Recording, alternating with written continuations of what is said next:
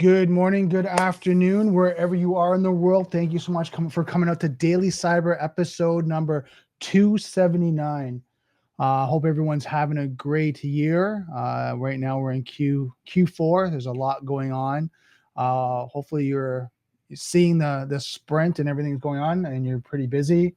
Not too busy, kind of balanced out, but I know I'm talking to a lot of colleagues, and it's that end of year sprint where a lot of people are closing up projects, trying to get them finished, and then looking at, what is the next year? What does 2026 Q1 look like? So a lot of budget and planning. So today, I want you guys to take your time. We're going to have some conversations about some security ideas and concepts and things that I'm dealing with and I'm working through. And then, as we say, this is an Ask Me Anything. So you can ask me a whole bunch of questions that you guys have, from cybersecurity to career, whatever that may be, as we go through. We'll try to keep the topics flowing and just the information. And I want to make sure this is really of value. And I think that my main goal, and just if you guys don't know me, my name is Brandon. I run KNSS Consulting. I'm a fractional vCISO. Work with clients all across the US and Canada. I've had clients globally as well. And I just really help organizations understand their current security posture, build a program, and drive their initiatives with their internal and external teams to really get things going. And I've done that for a couple of years now, on top of some individual consulting advisory when I started way back. Have IR experience driving a program for as an advisory program with other advisors. So I've worked with all different types of industries, companies, organizations from all different sizes. So to give you an idea where I'm coming from is from that experience, seeing clients go through an incident response, see clients, at the worst day of their lives, their team going through a ransomware or business email compromise or a network intrusion, and how to deal with it, and seeing them really evaluate and assess their program and their security posture and how to improve it, people, process, technology, and help them guide that through it. So I've had the fortunate experience to work with amazing people, from security experts on the customer/client side to vendors, partners, and their amazing teams. I want to give a shout out to Secure IT 360. I've been working with them for a few years, and I've had clients that I've worked with, and they show up every single time. So I want to give them a shout out. But that's my background experience and why I want to go into this. So today is going to be a lot about just different concepts and ideas that I'm going through when it comes to cybersecurity. And I want you guys to kind of, let me know if there's things that you want me to cover for this episode or next. So I'm really excited about this, just to continue the education. So grab a coffee, grab a tea, and let's hack at it.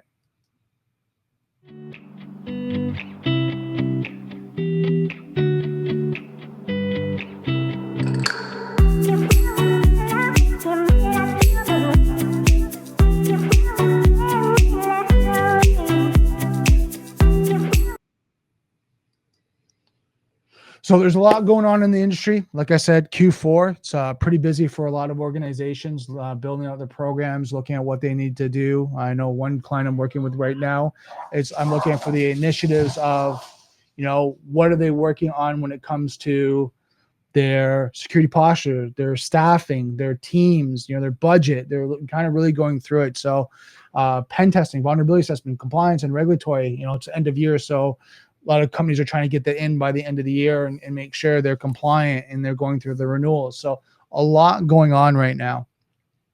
So one of the things I want to go through in a conversation that's happening over and over again is that AI. We have this conversation about AI.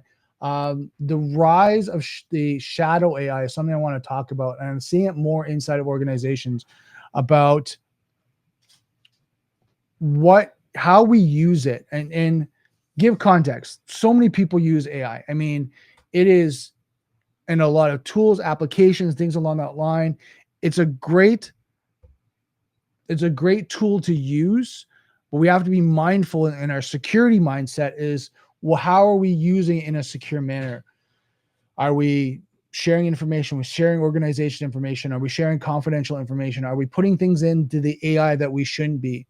And when you look at the shadow IT aspect of it, and I'm seeing it more and more of people circumventing, you know, either one, lack of policies, right? And I'm not saying, I want to be very, blunt and straightforward here.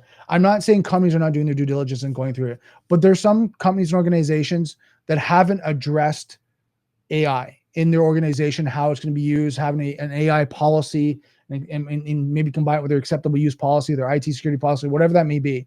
They haven't really encompassed that. So it's kind of one of those things. It's a gray area. Can I use it? Can I not use it? Can I use ChatGPT? Can I use, any other tools? Are we allowed to use these note monitoring tools in our, team Zoom chat, our meetings, and have it listen to our meetings, take notes, and, give us a recap? Are we allowed to do it? Are we not allowed to do it? Like, there's some of these companies that have gray areas. So when you look at shadow IT, and I made some notes here for this session, is that the new shadow IT is employees using unapproved AI tools to write code, summarize documents, or analyze data without oversight. And that's exactly what I'm talking about.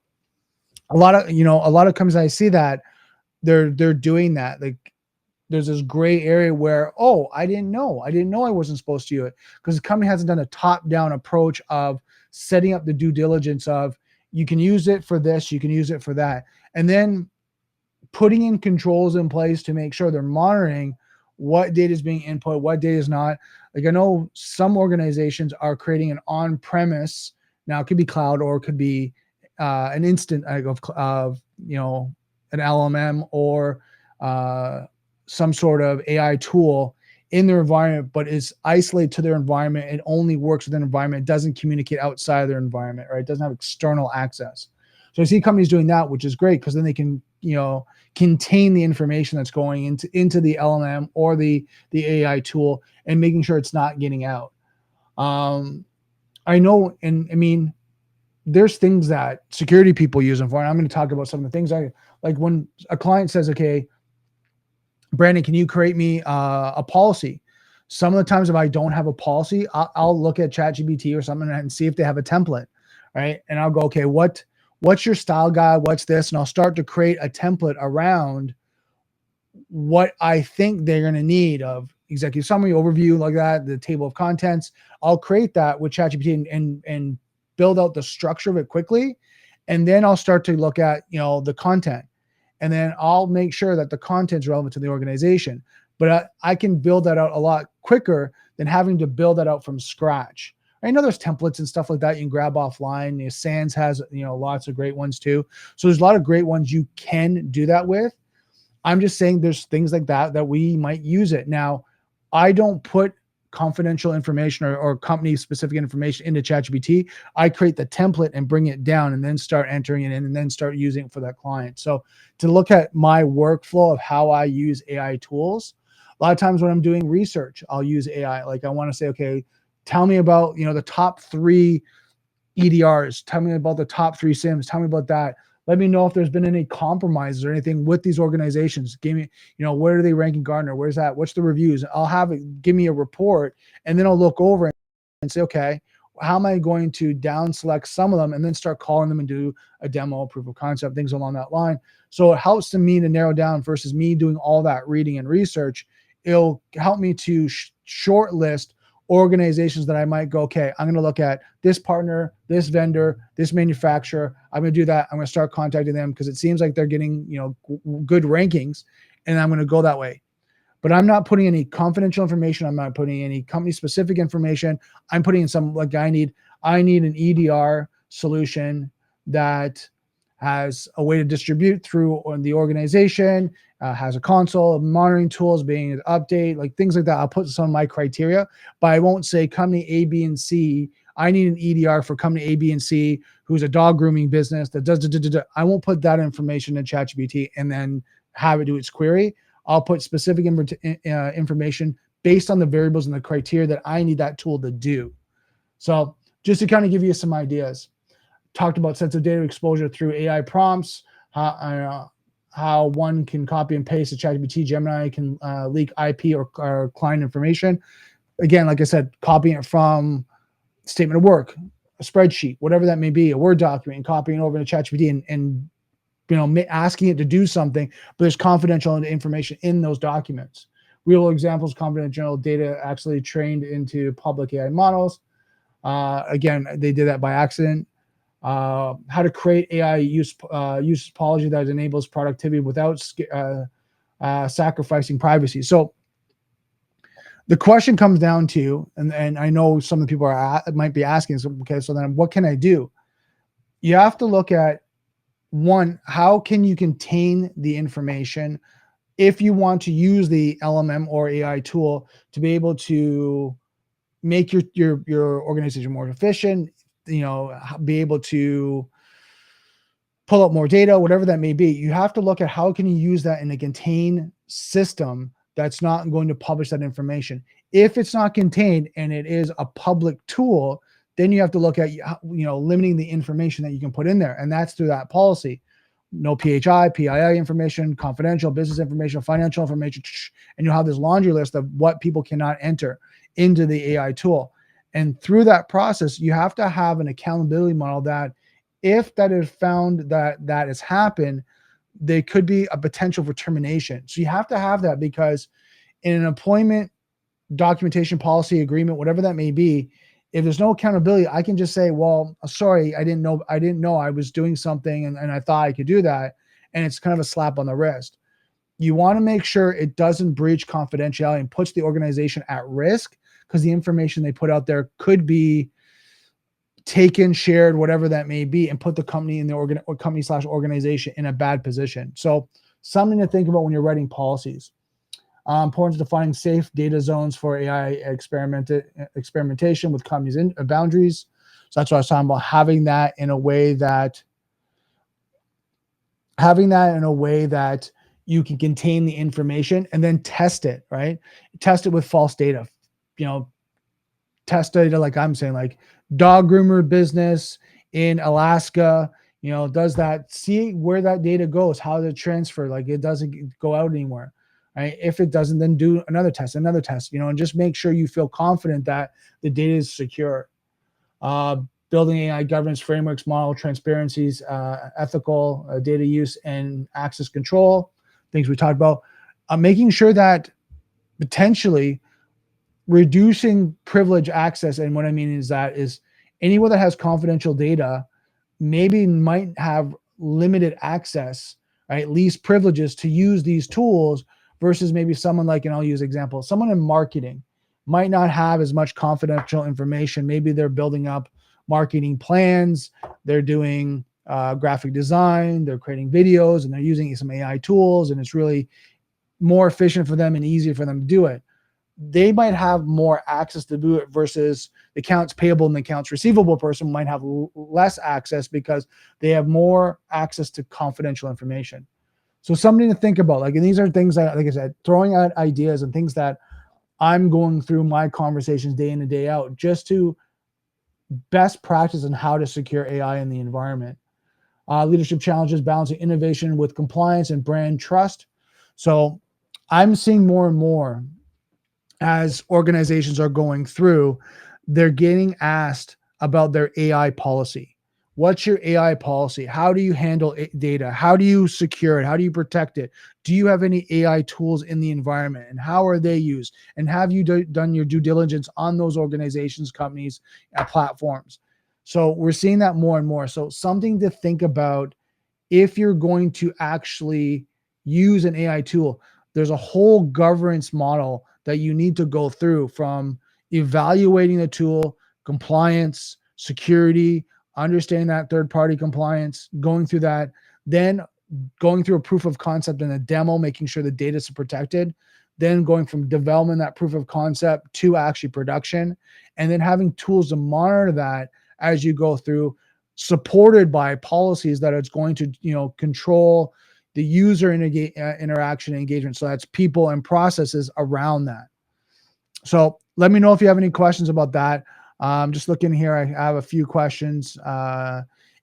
Any advice for current cybersecurity students to get get a foot in the door?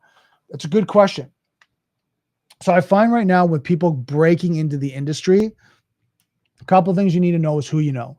Right? Do you know anyone in the industry that is in cybersecurity, right? That can start to help you network, meet people, build up your relationships. And because the biggest thing that I find when it comes to cybersecurity is it's about relationships. Right? It's so hard right now in this day and age to throw out your resume and get someone that's going to say, "Hey, I'm interested." I'm finding, and this is my own personal view, that it's more about connecting with your network, seeing if they know someone or opportunities, and then being able to get those connections to introduce you to someone that might have an opportunity that now you can start having a conversation with. Now, if you're looking at like this situation where you want to have a student, a college student, university student break into cybersecurity, volunteer, volunteer, volunteer, volunteer at non-for-profits, you know, smaller type businesses, right? Maybe you can do some consulting at a smaller size. And what you want to do is you want to get some hands on keyboard. You want to be able to look at patch management, how to secure the environment, making sure they're staying up to date, securing their network, backups, resiliency in the sense of if the systems go down, can they restore, right? Looking at data at rest and encryption. You kind of want to go through that checklist and make sure you know that inside out and you feel comfortable having those conversations as a security professional. And then also look at tooling, endpoint protection, servers. And now I'm going to start on the one side, I'll call the blue side, and then I'll go on the red side, which is more setup configuration. I call the blue side breaking down, compromising, more the red side. So the blue side, you want to make sure that you understand, the IT side, computers, laptops, desktops, endpoints, servers, network topology, configuration, data communication, data flow, right? And how data flows from switches to routers to firewalls and all the way through, and the different of segmentation. You want to understand that and know it fairly well. Then from there, you want to go, how do I, on the red side, how can these be compromised? Not patching the systems properly, misconfiguration, not having a clean image, right? And configuration hardening, having a flat network and it's not segmented from it, anyone's on the network. If they get in, you have access to everything and all things, right? How to isolate the servers, how to configure servers, how to look at, hardening switches and routers and firewalls. Understanding that, and then you can see how to compromise them is a really good way to break into the industry, because then you can start talking about the things that you've done and you help people with and harden. And also you want to get into like areas where you're a security analyst, a junior security analyst, and you're learning and you're getting a mentor to teach you and bring you up. That way you can see on what works and what doesn't. That was a lesson learned for me when I was in sales, cybersecurity sales. What I found was, and it's kind of funny, a lot of times you get these battle cards. Oh, this works. It's next generation. It's, innovative. It's this, it's that, all these marketing terms. And you sit there and you kind of go, oh, I guess that's going to stop ransomware in its tracks. And you're never, ever going to be attacked by ransomware. Then I worked into response and realized very quickly on a couple engagements fast that, oh, hold on. I actually sold not to that customer / client. I didn't sell that product, but I know about that product. I know how it works. That's not supposed to, they're not supposed to be in front of an IR person if they have that in their environment. What went wrong? And then you start hearing misconfiguration, not monitoring, like all these different challenges of people and process and, configuration and tuning of the technology and monitoring it. And you start to realize it's a whole like piece of a pie that needs to be incorporated and constantly managed to be able to be successful with security tools and being able to make sure that you have the right people in place. So hopefully that answered your question. There's a lot there to unpack. If you have questions, I know the community is really great. Go in the community, go in the Discord and start asking, but you want to make sure you know those areas. Again, I'm going to go through them just to recap, just anyone else is new. All right. You want to go through desktops, laptops, endpoints, how to configure them, how to protect them, how to secure them properly, right? You want to go through setting up images, proper images, and hardening them. Servers, same thing, right? You want to make sure you know how to configure them and harden them properly, and look at all the different types of servers, from Active Directory to database servers, right across the board, from Radius, virtual machines, you name it. You want to know each of those types of servers and how they're configured and how to harden them. Then you want to understand, data at rest, data in motion, and encryption, network topology, firewalls, switches, hubs. You want to know all that, how to set that up, how to configure it, and then you want to go on the other side is how could you compromise those. So really good question. Just give me a second here.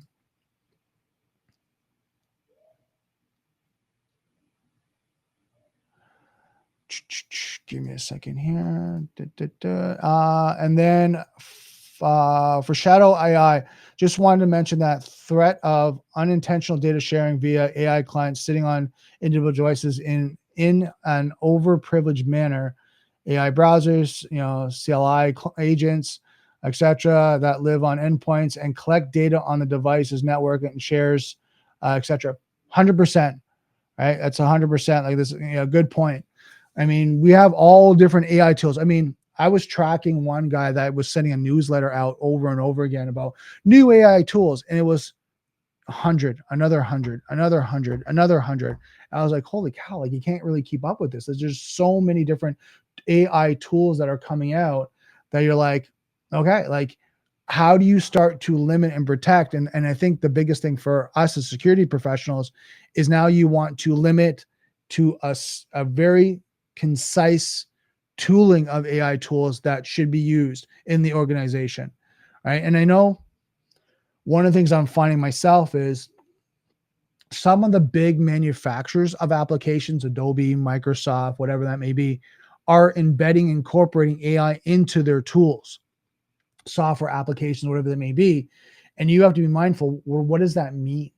You have to ask that question, like, okay, how does that work? What data is it observing or collecting? How is it utilizing that data? Is the data being anonymized or masked or encrypted? Like, how is it being protected? Are they collecting PHI or PII data or any corporate or confidential information? Like all these questions you want to ask before you let that tool in your environment. So good comment. Next topic I wanted to go over today is the economics of cyber defense. Why ROI still matters. It's kind of funny, tongue twister day. So when we look at security,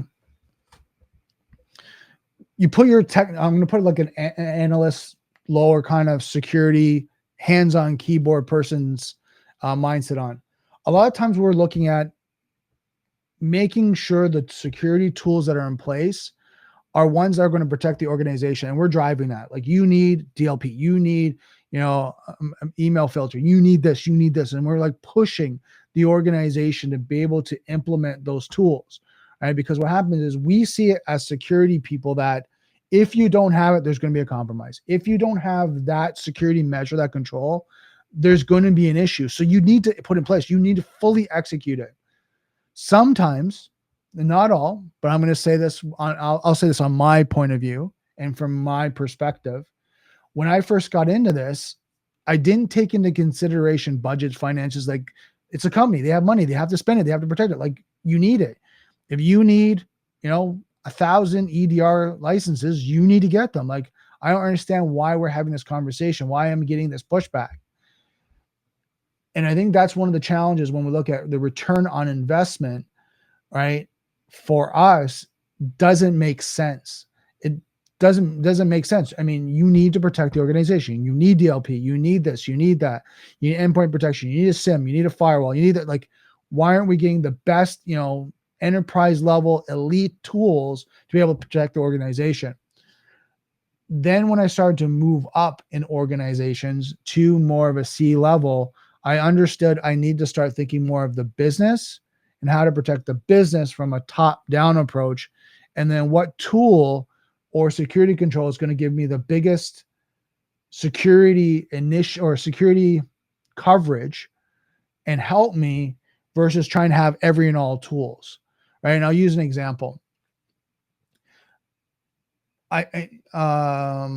Software. I'll use software as a software development, like a software development lifecycle.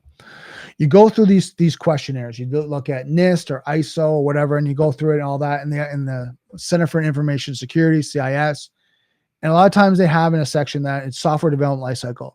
So you think, okay, I need to check all the boxes: EDR, SIM, vulnerability management, penetration test, do policies, documentation, and now we have a software development lifecycle. I need to get that in place. I need to make sure. But hold on, what if we don't develop software? What if that's not even in our, our expertise? What if we don't do that? Like, what if we don't have any software we develop? We don't do any scripting, any coding, anything along that line. Most of our software is either SaaS based or off the shelf. We don't do any customization like that. Well, why would I need a software development lifecycle? My mindset at one point was, you need to check the box. You need to have it. Like, we need to do that, right? Even though we don't have it, we need to get that done and we need it in place.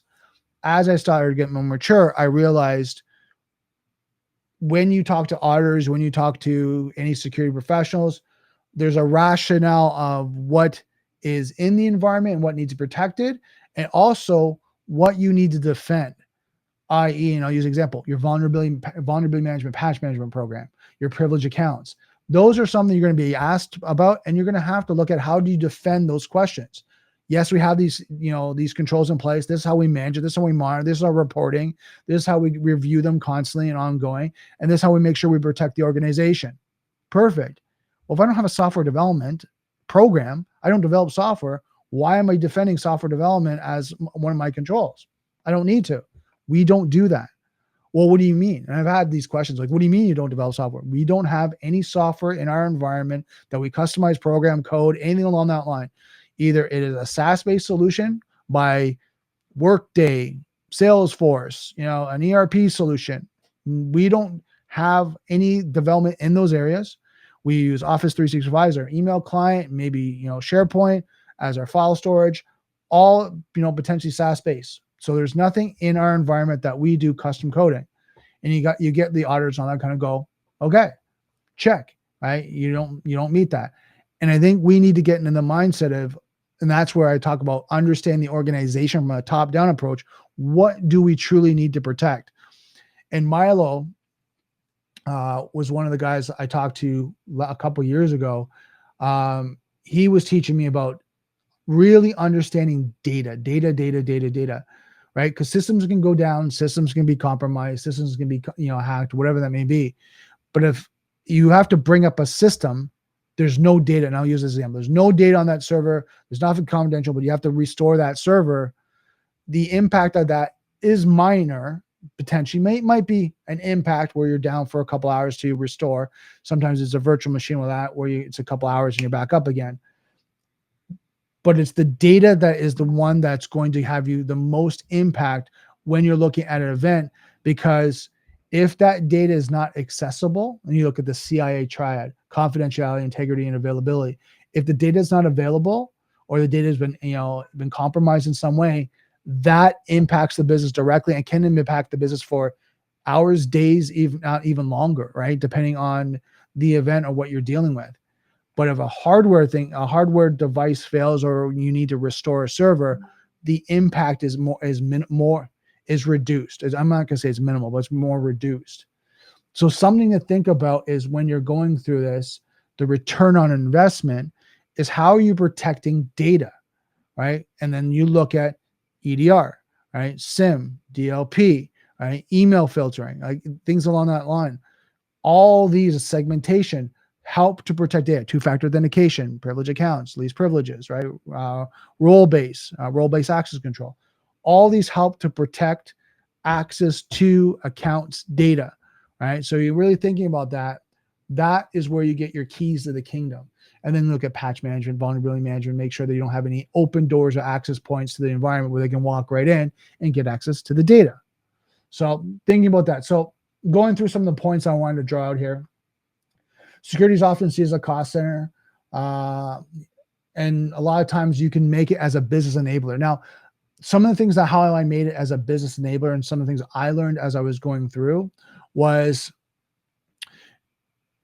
the stronger your security posture is and that you can articulate it, the more attractive you are to potential clients and customers that want to work with you. Because what happens is you can say you have a more secure program, and the confidence building of that relationship now becomes higher. There's clients that I've worked with where have a really strong governance and compliance program where they're getting questionnaires from outside partners and vendors, and they're able to roll those over and say, yes, we have SOC 2 Type 2, ISO 27001, they have PCI DSS, whatever that may be. I'm just going through HIPAA. They have those certifications and they have those documentations that they can present to partners, vendors, clients.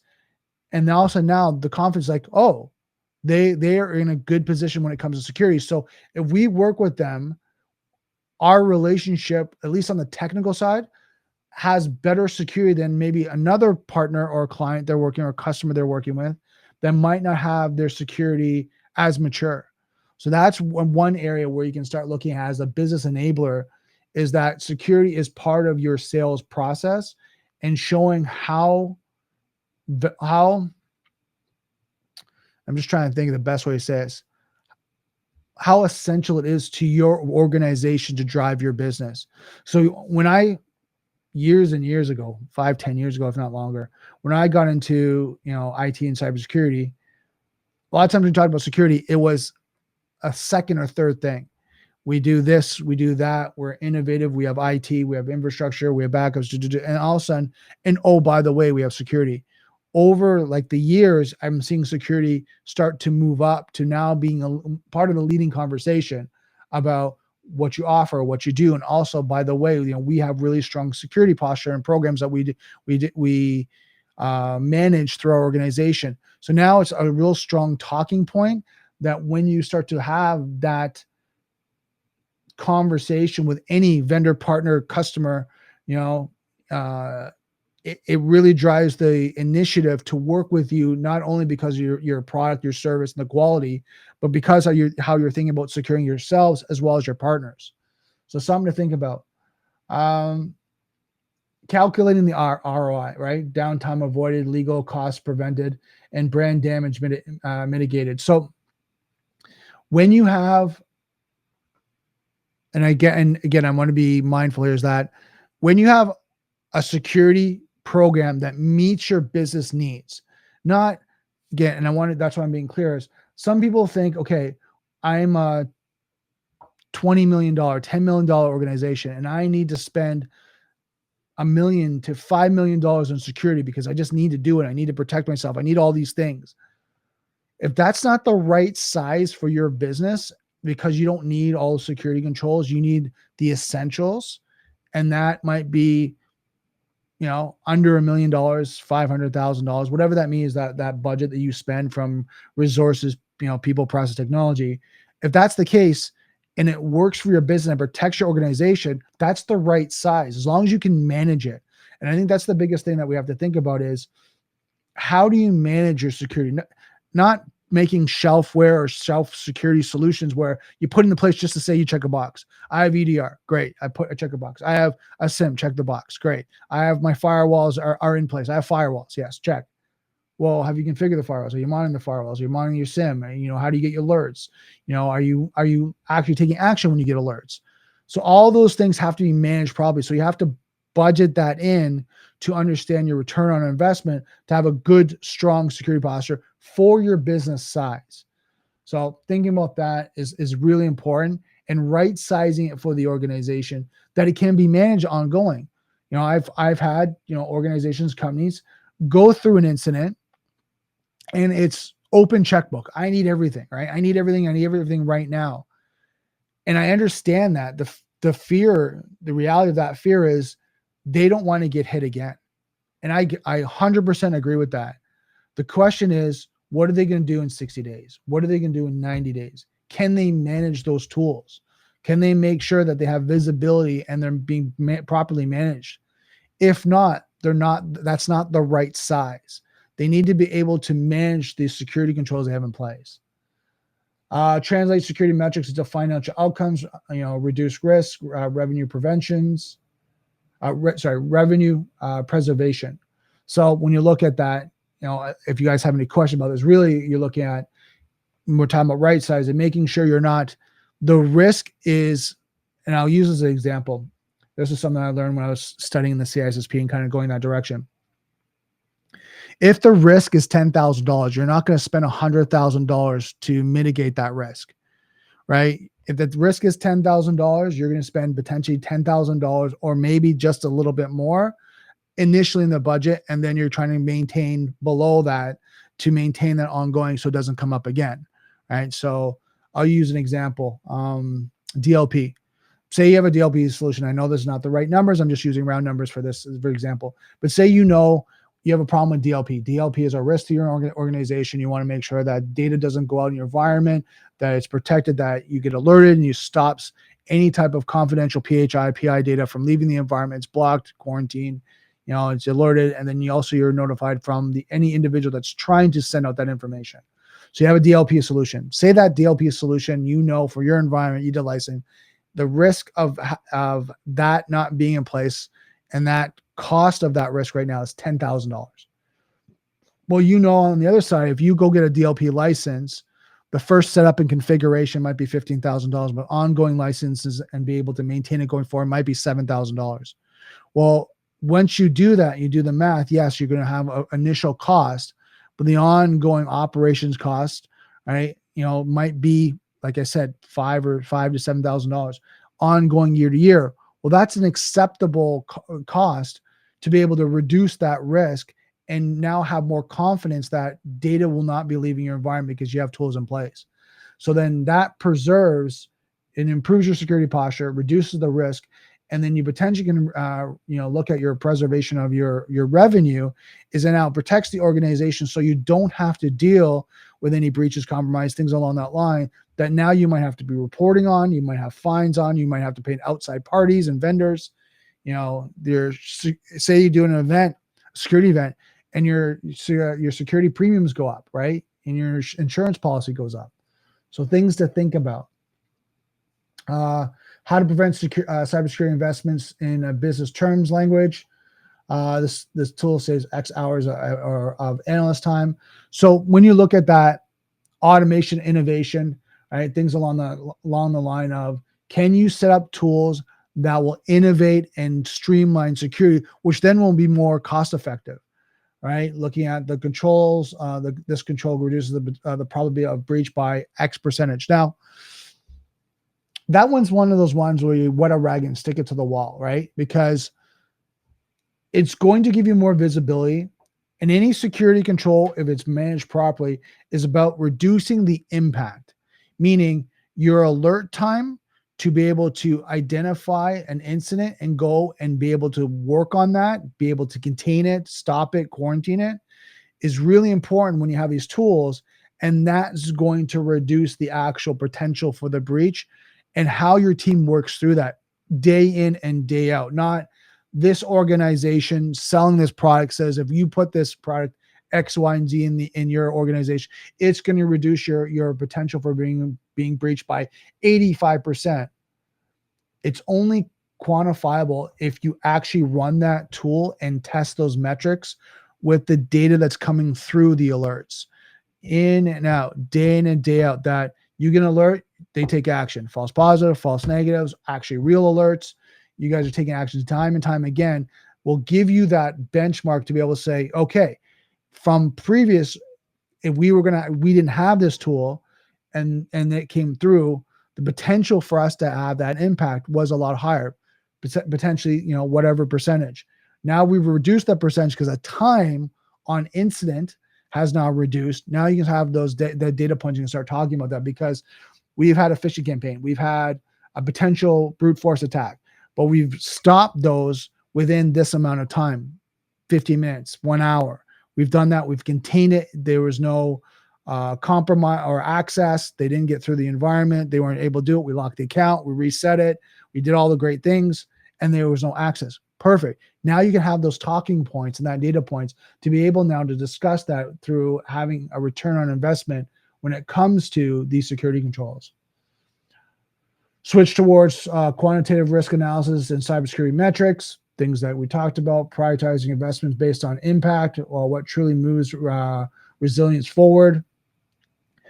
Things that to think about, what removes resilience forward, visibility in the environment, EDR, right, SIM, SOC, right, anything that can alert you on something that's not suspicious, something that's suspicious or malicious in the environment.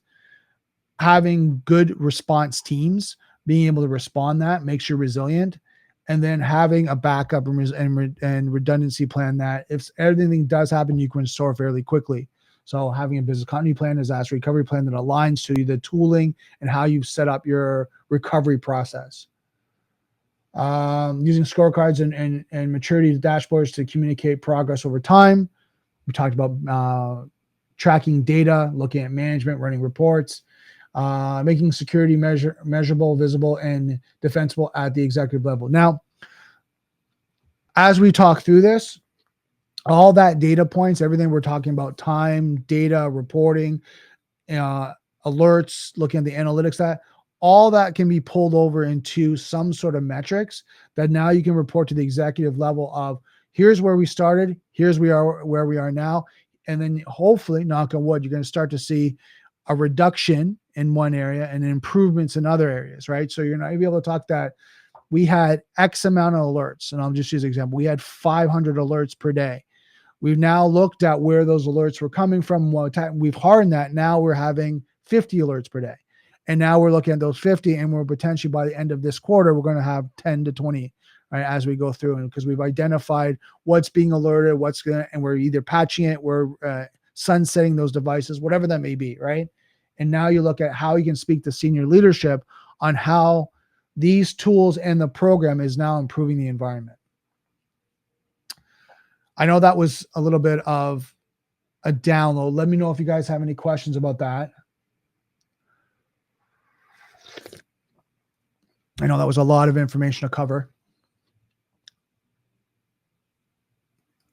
I know one of the things for me, which is extremely important, and why I'm having these conversations and going through this, is trying to give people a different mindset of a holistic view of what to think about, right? Not thinking all business, not thinking all technical, but being able to move between the two. Technical solutions, technical technologies, security controls, things like that. But how do you move and pivot to the business side, understand the financial, understand the risk and liability, and how to present this in a way that you're going to get buy-in from your leadership, from your manager to your director, from your VP, all the way up to the CIO, the CISO, that you're going to get buy-in that you can start, okay, they're interested. I need to find out what their challenges are, why this might not move forward on, at least from their perspective, and how do we bridge that gap? How do we bridge that gap? So when we have that conversation, the essential things that I feel we need, we're in lockstep. We agree.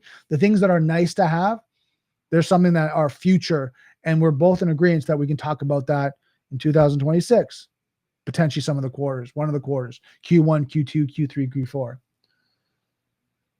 So something to think about as you guys go through. Hopefully this is helping you guys really open up your mind, kind of like, because my feeling is the community, from the people I've talked to, are extremely technical and knowledgeable, right? And some of the guys have more leadership roles in the environment. I want to bring everyone up to be able to talk on both sides. Right? I want to be able to share that, because I think the important thing right now is to be able to be that collaborative security person in the organization. It builds such a strong relation and rapport that you're the trusted person that they're going to go to. Give me a second here. And the next topic I want to cover is this, the psychology of cyber offense and defense. Something that I think you've heard of some of my guests too talk about psychology, our emotions, and what we deal with, and things along that line, how to be the calm in the storm. It's actually interesting. I'm just remembering I had a conversation with a colleague last week, and we're talking about when you're dealing with instant response, one of the strongest points that you can have as an IR lead is not taking on the situation as your own and not going into battle with everyone on the phone. Meaning, is it a security expert from the client side? Is it trying to think, is it counsel, carrier? Is it forensics? Is it someone else? Is it MSP, MSP, MSSP? Are you sitting there and are you going through and trying to hold your ground, right? Because you're the IR lead and everyone needs to do it your way. And if they don't do it your way, then it's wrong and you need to fight for your position. One thing you have to remember on our side is we're the ones trying to balance out the whole incident. We're the ones in the actual engagement that they need us to be that calm, to level set everyone, set expectations, get everything moving forward, right? When people are tired, fatigued, they're frustrated, they're upset. I mean, I've been in incidents where people swore at me, told me off, whatever that may be. And by the end of the incident, they're thanking me, right? Because they can be mad at me all they want. They can swear all that. I know it's not me because I just met them. I didn't say anything that upset them. I didn't say anything about them, their business, whatever that may be. So I'm like that customer service person that they got something frustrated. And I use the analogy when I was talking to another colleague, is that you're like that customer service person where something's not working. They got so built up and frustrated not working, they're going to call support. They call support and you're that support and they start yelling at you and you're like, hello, sir, sorry. Like, I didn't do this, right? But your goal is to be that calm in that storm so you can have that conversations. Okay, I understand, this is a terrible situation. What do you need from me? How do I get this going forward? How, what help do you need on the technical side? Do you need, us to drive the program? Like, tell me what you need so we can help you get out of this situation. And they might escalate again. They might go through that, but it's up to us as security professionals to be that calm. Now, you're going to get that in any situation from potential. And I want to draw out another point about deliverables, but you're going to get that in a lot of situations where people are frustrated and they're maybe not understanding or not having the right expectations. Now, the other flip side of the coin is when you come into these situations, you better be confident that you either know what you know and are able to clearly, concisely answer, or defer to be able to get them the answer as quickly as possible. Meaning, that's a great question. I'm going to make a note of it. Give me an hour. Give me the end of day. I'll email you back with this response, or I'll give you a shout. Like, you need to be that consistent and concise, and really, and this is really important. You really need to be able to drive the program and deliver at it. Doesn't matter what security position you are. You need to be able to do that, because if you're getting yelled at, and I don't know why I'm putting this in, if you're getting yelled at and you can literally go, yeah, I didn't do that. Like, I didn't show up. I didn't provide them the information in a timely manner. I didn't answer the question correctly. I didn't do this. I didn't do that. And now they're yelling at me. You kind of go, okay, this is a 50-50. One, they shouldn't be yelling at me. That's fine. But also, I understand the stress, the overwhelm, but I didn't do my part in this job. I didn't show up. Right. So you have to do that too. So it's a little bit of balance, right? A little bit of balancing action, accountability, and being able to learn from it. I'm not saying go home and rock on a rocking chair like, oh my God, I'm a terrible person. I'm the worst security person ever. But at least kind of be accountable going, shit, like, I didn't do that. Like, I need to show up. I need to do this. I need to do that. If I'm going to say I'm going to do something, your word is your bond. I'm going to do it, or at least I'm going to get as close as possible and then let them know. Like, I'll give you an example. I had, what was it? A month or two ago back, someone was asking me to fill out this long ass compliance questionnaire, 400 questions. I said, you're going to have to give me time. They're like, we need it in 48 hours. I'm like, there's like 300 questions to fill out. Right? And they're not like yes, no questions. I have to actually write stuff out. So I'm like, okay, like, this is going to take me time. Let me review it. I'll get back to you in 2 days and then give you some timelines. They're like, no, we need to submit it in 2 days.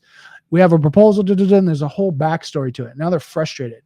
Well, I'm like, when did you know? Like, and then they knew weeks back they needed to do it, but they only got in front of me like 2 days before. So I'm like, okay.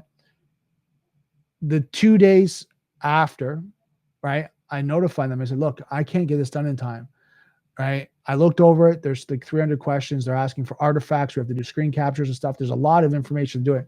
So they lost their mind. Like, oh my God, I can't believe it. Then I had to go back and I had to sit there and go, okay, what did I miss here? Like, why is it coming to me last minute? And I realized I never set the expectation that if you have questionnaires that are coming out, that you need to let me know immediately. Like immediately. You need to let me know so we can start to review it and strategize and start setting timelines, because not only myself, but other team members might need to be involved to be able to collect this information. And I took that and I realized that was on me. That's not just on them. I didn't set the right expectation of how to work with me to be able to get the deliverables how they wanted it. And I think that was really important for me to learn a lesson for myself. And then, yes, that didn't work out for the client. They're upset. It happens, but lessons learned. And that's why I'm giving you guys a real world example, how I learned to be better at how to articulate how I work with clients, how I make sure I level set and make sure I have my expectation, and also how I evaluate where's my accountability in this. Because I find sometimes, and I used to do this myself, where I would attack, right? Someone would come after me and I would attack back. Oh, but you guys didn't do this and you guys didn't do that. I've learned better now to just kind of go, okay, sorry, and ask questions. Okay, so what hasn't happened? What didn't I do? Okay, what's going on? Okay, and then let me recap this. Just so is there anything else I'm missing? Recap everything, and then kind of go, okay, let me sit with this. I'll get back to you. And then I review it and kind of go, okay, what was I really accountable for? What did I miss? And then what didn't I do? Or what was not my accountability? What didn't, it was on my responsibility. And then when you go through it, I can kind of go, okay, I'm so sorry I missed this, and this. That's my fault. I know we should have worked with your team, and I'm softer on that with these areas to kind of get this done. Again, not my responsibility, but I soften it versus saying it's not me, it's your other team. I know I should have worked with your team to do that. So I make it a little bit softer, and I make sure that as I go through it, it's more of a collaborative approach. And then it level sets the team. We get all on the same page and we start working forward. Just looking through some of my notes, your cyber isn't just technical, it's a behavior. Both attackers and defenders rely on psychology, right? So think about that too. Like when you're going through it, a lot of us look at the tools, but we don't take into consideration the actual social engineering, the psychology behind it, how they're manipulating people, things along that line, which we need to think about as we go through this process. And you need to think about how it's impacting the clients. It might not be directly, hey, you got a phishing campaign, they social engineer you. It might be the reaction from what's happening. They're getting, a brute force attack, but they're now escalating over here, still affecting their psychology. Offense psychology, attacks that exploit, cognitive bias, urgencies, authority, fear, greed. So again, you see that where they're putting pressure. I've seen with threat actors when they're calling organizations in the middle of an engagement and they're harassing them, right? They're calling them on their customer service line, what's going on, when you just speak to X, Y, Z, and they're putting pressure in the organization and creating like a stir. Defense psychology, responders under stress can misjudge, tunnel focus, or overlook key indicators. I worked with a colleague a couple of days ago. We were looking at how to configure something, and I could tell their experience was hands-on keyboard because they were looking at the tool. I said, hold on a second. The tool's configured. What else is going on? Let's look holistically. We had to find out the tool was configured properly, but it wasn't updating and pushing the policy properly. And once we pushed the policy, everything worked fine. But they spent half an hour to an hour on the tool that they already configured, and they went over the configuration, trying to find more configuration. I'm like, okay, go through the configuration. Has it set? Yes. Okay, great. What else does it? Where is it not communicating that's not working? Where is it breaking? So having that tunnel vision, sometimes you have to step back. You have to take a step back, or you have to bring someone else into the picture to kind of go, okay, let's think of a different avenue, different aspect of it. Building psychology resilience in the teams, training to stay calm under high pressure events. something we talk about with cybersecurity awareness training, right? Is that giving yourself a break.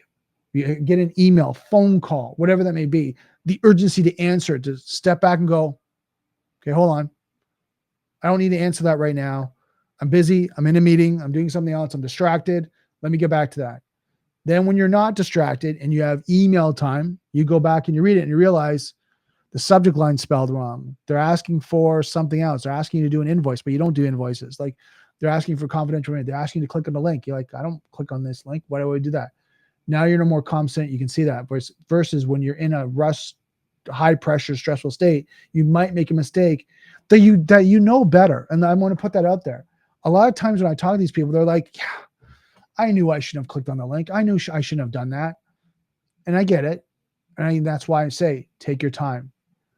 Using behavioral insight for insider threat detection, sudden behavior shifts, communication tone, turning awareness training into a repeatable exposure, emotional context, memory retention, so for them to go through it again and again and again and make sure that they feel numb to that. Oh, this is just a phishing campaign, not, oh my God, like, what do I do? So got one last question. Just see one popped up. Thanks for sharing. I have a question for a different topic, though. I have my last round of interviews for a SOC Tier 1 role. Congratulations with the hiring manager and the BISO, the Business Information Security Officer. I'm kind of nervous. Any advice? I've been using AI to cover the common questions, but I appreciate it if you have any suggestions. Generally, when you're at now I'm going to say this, depending on where you are in the interview. So if you're in the last round of interviews, normally they're interviewing to see if you're a right fit for the team, right? They're kind of seeing your relationship at the point, because they've done the technical interview. They've gone through that, which potentially you've already passed. They've done the HR interview. Now they're looking at, do you fit with the team? Like, do they feel comfortable that they can work with you? Now there's going to be some technical questions, right? Like, how do you look at responses, alerts, things along that line, things you're probably looking at already, you've already answered. Really know that down. You might have to answer that again if they haven't interviewed before, like especially on the BISO. He might be looking on instant response, how to respond, how do you look at threat hunting, things along that line. Like, how do you kind of really work through your methodology and talk in processes? Well, when I get alert, then I do this, and then I do that, and then I do this, and then I do this. Like, kind of walk through that process of getting alert, looking to see if it's a false positive, false negative, identifying, doing some research on it, quickly to identify if there's more action needed. If there's more action needed, then I would go through this process. I'd make sure I document things through the process. I'd make sure that I document, what's my findings, where I'm finding it, what time I'm doing it, make sure I have thorough documents and notes for myself as well as for the team. Then through that, if it needs to be escalated, I'll escalate accordingly, right, to the team, to the second level, SOC level 2 analysts. And then I'll have them kind of go through their steps. And then I will follow it for myself, just for lessons learned, to see what I can learn from that, maybe things I can be improved. So I'm using that as an example of a life cycle I would go through. It's good. I understand, like we talked about earlier, that you're using AI. Make sure you know it too. Like, you're not reading on the left or the side. Make sure you know the information, because it's going to help you be more connected to the people that are interviewing versus, what I would do is step 1, I would do this. And then step 2, I would do that. And you're kind of leading, or some people, I've seen it. I'll use this example. I have my phone, but they have like their phone, like right in front of the screen, so they can read it and slightly look down. So that's my recommendation. Good luck. Let us know in the community, like tag me too, and how you do on the next interview. Hopefully you get it. Knock on wood. Okay, so we're at 158. Thanks so much, everyone, for coming out. Hopefully you got some of your questions answered. You guys got a lot of great information on just different areas of cybersecurity. Probably in the new year. Right now, I'm still trying to look at getting more guests on the show. It's been a busy time for myself and other people to align that. I've had some people reach out to me, so I'm working on that. So hopefully, knock on wood, in the new year, we'll start getting some more people interviewed. I want to get some more insight from some experts in the industry, and I love to learn from other people. So that's it for Daily Cyber. Thank you so much for listening and following. Please share this with your friends, your family, your colleagues, And just don't forget, software is hackable, being connected is vulnerable. I'll see you next Daily Cyber.